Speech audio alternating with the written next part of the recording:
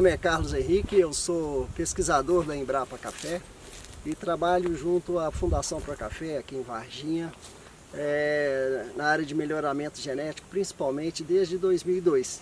Então eu, junto com os demais pesquisadores, Matiello, Saulo, Lucas, a gente desenvolve o programa de melhoramento aqui. Então minha parcela aqui é contribuir nesse sentido. Bom, eu vou falar um pouco sobre o café arábica.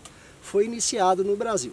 Bom, todo mundo sabe aquela velha história, né? O café foi introduzido no Brasil em 1727. Entrou ali, saiu do Caribe, entrou no Pará e depois desceu aqui para o Sudeste, passando pela Bahia, chegando até os estados de Minas Gerais, São Paulo e Rio de Janeiro e Paraná também. Então, esse café que entrou era a variedade chamada típica. É uma variedade que saiu primeiro da Etiópia, foi para o Iêmen. Do Iêmen esse material foi levado para a Índia e da Índia chegou à Indonésia, especificamente na ilha de Java naquela época. E depois da Indonésia esse material foi levado para o Caribe e do Caribe, como eu disse, chegou no Brasil. O outro material que também foi introduzido logo depois, na verdade esse material foi importado pelo Brasil, é o Bourbon.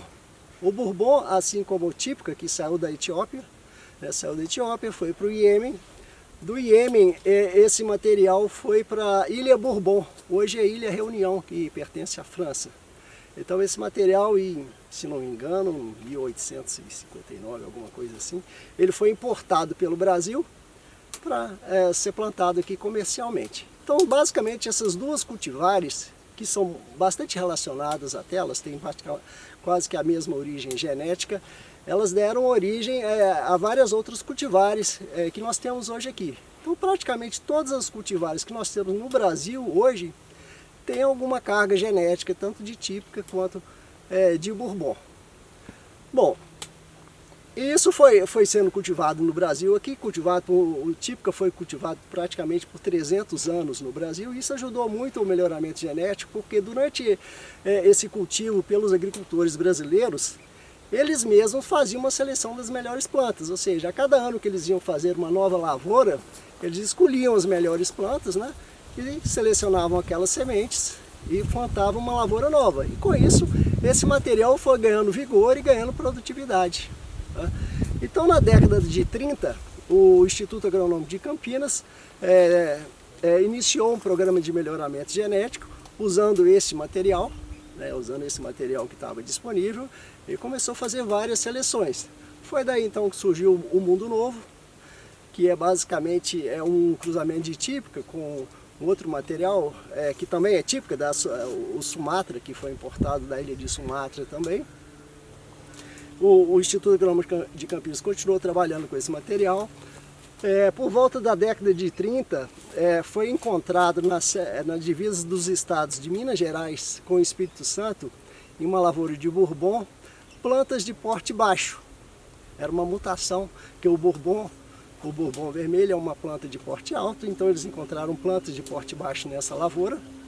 E essas plantas foram aproveitadas, levadas para o Instituto Agronômico de Campinas, que deu então origem a cultivar caturra, e foi um grande salto para a cafeicultura, porque até então só existiam lavouras, né, de porte alto, e com a introdução dessa mutação caturra, que dá um porte baixo, que aliás ela é dominante, foram desenvolvidas daí então muitas variedades, né? Hoje praticamente a maioria das variedades de café arábica é de porte baixo, com o aproveitamento dessa mutação do caturra. Na década de 70, aí então houve um grande avanço no melhoramento genético do Brasil, porque a ferrugem chegou ao Brasil no início da década de 70. Então sentiu-se então uma grande necessidade de desenvolver novas variedades resistentes à ferrugem. O principal material aproveitado para o desenvolvimento dessas variedades foi o híbrido de Timor. O que é o híbrido de Timor? O híbrido de Timor são plantas que foram encontradas hoje no Timor-Leste pelos portugueses, né? Pertenciam aos portugueses. Foram encontradas plantas de cruzamento natural entre coffea arábica e coffea canephora. Então eles identificaram plantas altamente resistentes à ferrugem. Essas plantas então foram levadas para Oeiras, em Portugal, onde ainda existe o Centro Internacional das Ferrugens do Cafeiro. É justamente em Portugal, porque eles não têm café lá, então não há problema de trabalhar com uma doença da cultura do café. E em Oeiras, em Portugal, eles fizeram vários cruzamentos. E particularmente 2 cruzamentos foram de maior sucesso e com maior resistência. Eles cruzaram o híbrido de Timor, uma planta que é denominada de 832/1, cruzaram com o Caturra e deu origem ao grupo hoje que a gente chama de Catimor. Então basicamente todos os materiais que têm origem nesse cruzamento da planta 832/1 com o Caturra, a gente chama de Catimor. E existia uma outra planta na época também, aliás, existiam várias plantas, mas uma outra em particular, que é a 832/2, que eles cruzaram com o Vila Sachi. O Vila Sachi nada mais é que uma mutação de Bourbon também, é um Bourbon de porte baixo. Então, desse cruzamento deu origem também às várias outras variedades que a gente chama de Sachimor. Então esse material chegou ao Brasil, assim como outros híbridos de Timor também, que foram inclusive cruzados com o Catuai. Chegou ao Brasil inicialmente, como o Saulo falou, para a Universidade Federal de Viçosa, e depois esse material foi distribuído para as diversas instituições que trabalhavam com melhoramento genético de café na época, principalmente IBC, EPAMIG, IAPAR e IAC, que eram as principais instituições daquela época. E aí então iniciou-se foi um avanço muito grande, porque várias variedades de café, ou melhor, várias cultivares de café, foram desenvolvidas a partir deste material.